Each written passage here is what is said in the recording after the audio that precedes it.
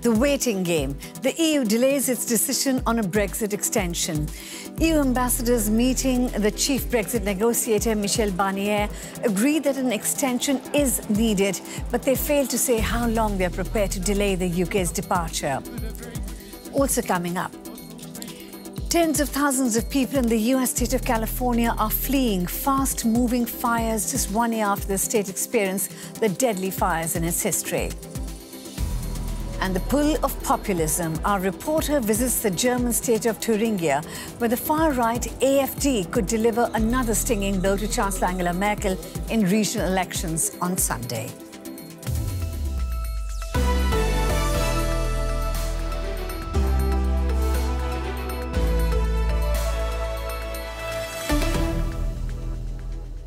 Hello and welcome. A pleasure to have your company. I'm Amrita Chima. How long will the European Union's latest Brexit extension be? That's what the British government and the opposition are waiting anxiously to find out. Prime Minister Boris Johnson wants only a short extension until mid-November. He thinks that will put pressure on Parliament to pass the Brexit deal he reached with the EU leaders last week. Johnson wants to get his deal through and then hold an early general election in December. I think to be reasonable with Parliament and say... Now, the EU's chief Brexit negotiator, Michel Barnier, has been keeping tight-lipped about deliberations so far today. No, I have no comment. Just the 27 EU ambassadors will discuss a second time on the extension request by the UK. Will there be a decision today, or is it on Monday? No. Another delay. So let me draw in our correspondents, Charlotte Watts in London and Georg Matthias in Brussels. So, Georg, after today's EU meeting, we still don't know how long the delay to Brexit will be. Outline exactly what EU ambassadors have decided today. Here's what we know, Amrita. EU sources have told me that, in principle, all EU ambassadors have agreed that there will be an extension for the UK. As you have pointed out, we don't know how long that extension will be, that they will work out over the weekend. And they also had full agreement on the fact that they do not need another EU special summit in order to agree on such an extension. But they will wait until the early next week, is what the sources here say, until they decide over the length of that extension. So, Charlotte, what does this EU's decision or the lack of actually saying how long this extension will be mean for Boris Johnson? Well, Boris Johnson has said once that he'd rather be dead in a ditch than ask the EU for an extension. Of course, that has happened, and the government admitted for the first time this morning that this deadline of the 31st of October is not doable. And now Boris Johnson wants a general election. He wants Parliament to vote on it on Monday, and for that he would need a two-thirds majority in Parliament. And now this is where it becomes really tricky, because opposition parties would need to agree to a general election, and they say that they want the EU first to say we grant this extension of 3 months before they decide to back a general election. So here we run into this problem of chicken and egg. Westminster wants clarity from the EU, but the European Union wants clarity from Westminster.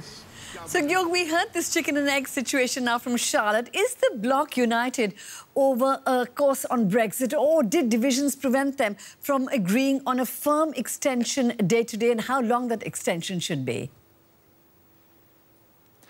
Amrita, I very often in Brussels here speak about divisions on the part of the European Union and those 27, 28 member states. In that case, I wouldn't use that word. I would rather say it's looking for the right tactics, looking into the choreography of this monumental mess that Brexit has created, and making sure that the EU is not dragged into it. The French concern is that they only want to grant an extension if there's a good reason. For instance, a general election on the table. That we'll have to see on Monday whether that, as Charlotte has pointed out, becomes a reality. And that would be a good reason to grant an extension. The concern really is the EU does not want to give an extension that drags on forever. So there's quite a bit of a Brexit fatigue here, really, in Brussels.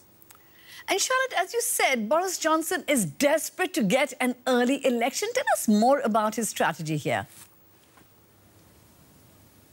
Well, Boris Johnson wants to get a clear mandate from the British public that they say, look, we agree with your deal that you have negotiated, we agree with your Brexit strategy, and with that he wants to shake up the numbers in Parliament and get a majority to then finally pass his deal. So that is his strategy, that is why he's pushing for it. The question is here in the UK, if Parliament doesn't agree on a general election on Monday, what happens then? And the government has said very unconservatively, let's say, we'll go on strike, we'll pull the bill, we don't do anything anymore. So we could be looking at another standstill here in the UK starting on Monday. Charlotte Potts in London and Georg Mattis in Brussels, thank you both very much. Now, the years of Brexit debate have led to unprecedented levels of polarization in British society and to some very extreme talk. A survey by academics recently found that a majority of voters on both sides of the debate think the risk of violence against members of Parliament is, quote, a price worth paying to get their desired Brexit outcome. The DW's London correspondent Birgit Maas takes a look at the everyday threats faced by lawmakers as a result of the Brexit debate. Get your flag off, please. Hey, get your flag. You're interfering with me. Officer! There's a crowd outside the Palace of Westminster every day, made up of both angry Leavers and Remainers. The police often have to intervene. MPs arriving for work face verbal abuse and sometimes even physical attack. Nigel Farage, leader of the Brexit Party, had a milkshake thrown at him earlier this year. A relatively harmless incident compared to what other politicians have experienced. I have had threats of violence, including a death threat. Well, I've had several death threats, several prosecutions by the police. I sat in a meeting recently with some of my other Brexiteer senior colleagues, and somebody said, looked around and said, has anyone not had a death threat? And the answer was, we've all had death threats. Including Tom Brake. The Liberal Democrat is a staunch opponent of Brexit. One Facebook page contained comments suggesting he should be strangled. It varies from low-level abuse to death threats. I suspect that probably every other member of Parliament in the House of Commons has had death threats, and there's no doubt that these things have got worse since the referendum. So immediately after the referendum, there was a very clear increase. 3 years ago, Labour MP Jo Cox was murdered on the way to a drop-in in her constituency. Her attacker has links to a neo-Nazi group. Members of the opposition also blame the Prime Minister. They say his talk of capitulation and surrender is fueling hatred.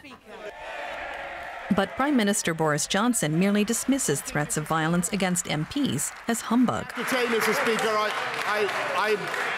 I have to say, Mr. Speaker, I've never heard such humbug in all my life. Britain's divide between Remainers and Leavers grows ever starker.